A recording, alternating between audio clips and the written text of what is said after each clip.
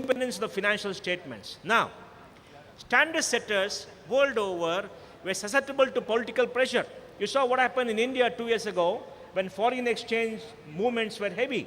Many companies which had long exposures to the foreign exchange markets and were caught in the wrong foot went and lobbied and said, you must change the standards. And we did change the standards and came out with a temporary fix. Then what is the independence of the standard setting process? How can we as investors have credibility? Because remember, the standards are not for companies. The standards are not for you and me as accountants. The standards are for investors. And investors invest on the basis of the financial statement prepared by standards. And if you lobby with the regulators, standard setters, to change the way that you do things, there is no credibility. And why will people believe your balance sheet? Why will people believe the accountant who signed the balance sheet attesting the balance sheet? So trust and confidence is essential in the financial markets. And by having a global standard setter and having an organization to make sure it's independent, its independence will be ensured. Does it mean countries lose independence? No. We are part of the global community. And this is a price you have to be paid to be part of the global community. We adopt an ISO 9000. We adopt other global standards. So this is one more. But it calls for a change of behavior on our part. We must participate in the accounting setting process. We must have more people like PK go to the IASB as our representatives. In the 150-person strong IASB, there's one Indian, only one Indian, that is PK. We don't have qualified technical people from India joining global standard setting processes. We don't have enough qualified technical accountants in this country because nobody wants to study standards, nobody wants to write intellectual papers on standards, nobody wants to get a debate. When the IFRS Foundation issues, when the ISB issues the standard, there are no responses from India. Nobody responds. Nobody gives an opinion. And after the standards are issued, we sit back and we crib. So we have to create an intellectual input for standard setting. And if we do that, we can be part of this process. We cannot sit back, wait for things to happen, and then moan and groan about it. So it calls for a change in behavior. It calls for great intellectual work. And my friends, I put it to you, as the new world emerges, the world's people who succeed in this world are going to be determined by their intellectual ability to contribute. And we have to do this. We have to have research organizations. We have to fund research. In every partnership firm, you should have a partner who is an IFRS expert, who is a tax expert, who is an expert in technical accounting, who can answer technical questions. And I think that's important for all of us. And that's the way the world has going to be, because having technical accounting as part of your practice makes you very successful, because business is growing complex, business is going global, and the complexity will demand different answers. So how did this IFRS standard come to be? 2001, multi-gap world, no major economies using international standards. So 2001, ISB is established, and Europe led the way. Europe said by 2006, 2005, Europe will switch on to IFRS. So the IFRS is based on the earlier international accounting standards.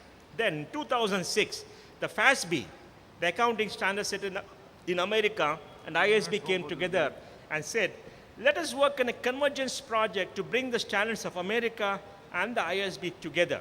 So they've been at it for 5 years to set the standards. PK has participated in that.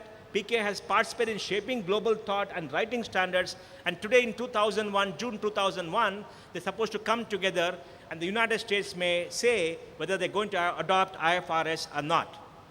Now, Infosys is a foreign filer. 2 years ago, the SEC said, if you're a foreign filer, instead of following US GAAP, you can follow IFRS. So we became possibly the first company outside of America to file with the SEC using IFRS. So we have given up US GAAP. Why did he give up US GAAP? US GAAP is 20,000 pages. IFRS is only 2,000. Is 2,000 too much? Well, a little bit too much, but ask speaker to make it simpler. But for US GAAP, every chapter had an expert. So if you appointed a Big Four or somebody else as an accountant, in the Big Four, every chapter has an expert because nobody knew the whole standards. PK knew most 99% of it, so we could still argue with him. But then it is so complex. And today you don't find anybody who's read the 20,000 pages understands what it means. So IFRS is much simpler. It's principle-based, not rules-based. Principle-based means you put the onus of interpretation on management, on the auditors and the accountants so that you take a right view. And if you're principle-based, people converge to a common path. But if you're rule-based, like you saw in Enron, you can always follow the rule and still give a statement without any credibility. So we have to move away from that. But let us see whether the United States comes. But today, 100 countries around the world adopt IFRS.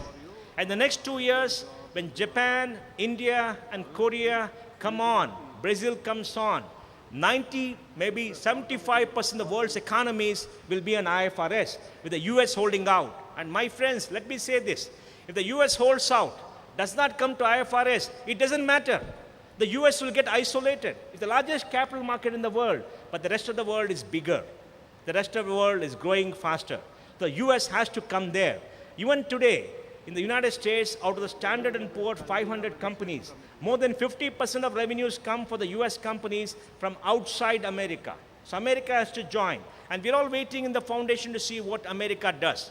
And if America joins, that's fine. If America doesn't join, it's equally fine, because the Americans will lose out.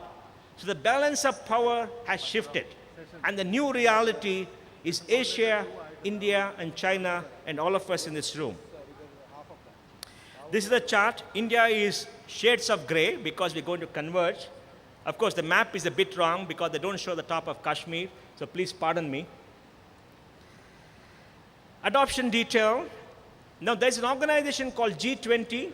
There was a G7, it became a G8 with Russia, now it's G20, and our Prime Minister goes and spends time with global leaders every half year, and maybe once a year.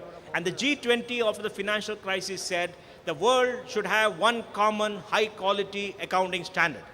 They said it 4 or 5 times in their in the communication outlook that they gave. That means the global leaders, political leaders have decided we need a common standard. And you look at all these countries, they're all converging and coming together by next year. So, if you look at the IFRS and the FASB convergence process, in 2005, 2006, they came together to said we'll have a common set of standards. They had an MOU, and then SEC said reconciliation statement for companies which filed with IFRS is not required, and that's a big amendment that's been made. The G20 after the financial crisis pressurized the IFRS Foundation and the IASB to accelerate the trend of convergence. So today, there is a flux in the global accounting arena. There are standards coming out. People are complaining we don't have enough time. There is change happening very rapidly. And the big gorilla could come on in 2011 because they have to take a decision. So in the next 1 or 2 years, we're going to see rapid change. And that means we have to possibly look at accounting and relearn again. But let me tell you the good news.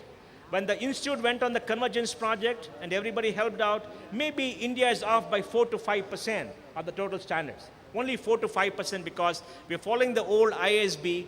Our standards are principle-based, and we are in pretty good shape. So nothing that we have to relearn a lot.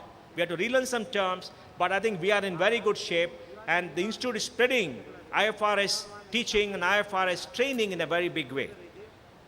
So in summary, let me summarize and let me conclude. What does it mean for India? India is well represented at 2 or 3 levels in the global accounting organization. We need more people. We need more youngsters to come who are going to spend the time in accounting. But we are fairly well represented at this point of time. And we have a lot to gain by being leaders. Why should India be a follower all the time? Why can't India be a leader? Why can't India lead the world? Is there anything wrong with us? I want all of you to answer this question. I want all of you to ask your president in the institute, why can't India lead? Why can't India help writing standards? Why can't India do the research? Why can't we ask Indian companies to be the first to have the best standards in the world? Why can't we be the best? Why can't we educate our people? Why should we be second-class citizens? Are we children of a lesser God? We are not children of a lesser God. We are 16% of humanity in this planet, and we must lead, we must not follow. And our institute and the leadership, with the past presidents like Bala here, to take the lead to make sure that we tell our institute, we wanted to participate, we wanted to adopt a converge, and we want our companies to lead.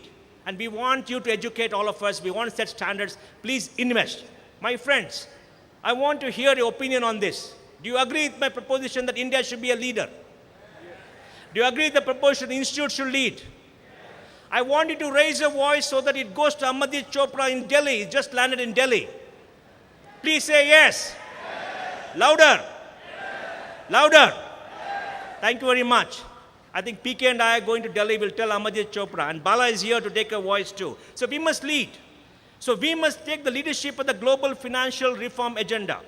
We must influence the setting of standards in a nice way to our intellectual